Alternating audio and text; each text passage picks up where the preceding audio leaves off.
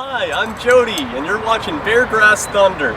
We're here at the Shelby Park Community Garden donated by the family of Louis P. and Edna D. Hyman. We are so happy to be here because this lot was just all asphalt and concrete until a couple months ago.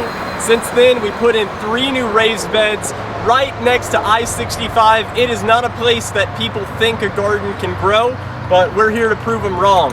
We're going to be putting a lot of mulch in today. We got a chip drop, and so we're going to hopefully be able to cool down the temperature of this area because the asphalt retains a lot of heat. And so by having the wood mulch, it'll hopefully bring the temperature down so more people can enjoy the garden. So this is a rain barrel we're working on hooking up.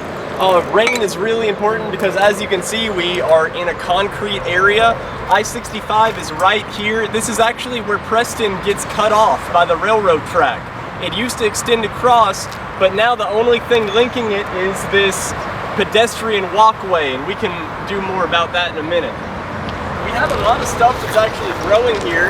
A lot of sage, some heat-tolerant plants, and really fragrant too. But we also have tomatoes, as well as some zinnias.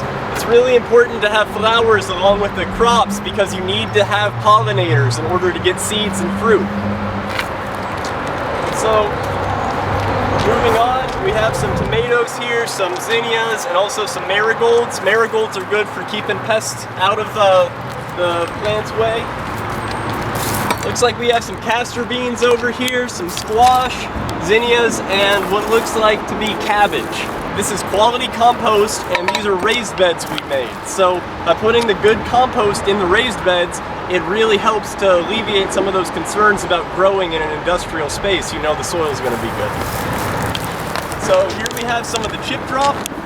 We have 3 big spaces here, 1, 2, 3, and this is actually just the byproduct of a tree trimmer. They mulch up whatever wood they cut off, and by having it dropped here, it saves them the trip to the dump. So when you look at a space, you have to take inventory of the stuff already here. And so there's a lot of invasives, as well as some natives. So this is fragrant sumac. The leaves of this actually are pretty aromatic.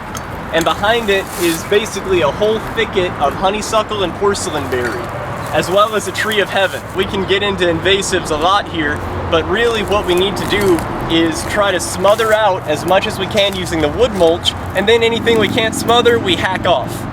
It'll grow back, unfortunately, unless we use herbicide, but we really don't like spraying chemicals.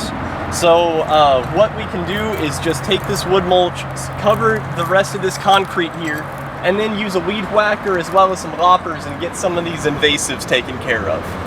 So we have some garbage that has been dumped here over the past, 3 decades, 4 decades, but it's a lot better than it was.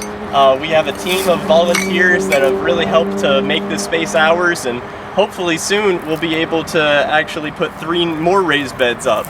So, the garden keeps growing. It's just a matter of putting a little sweat equity. You can do this in any vacant lot in the city.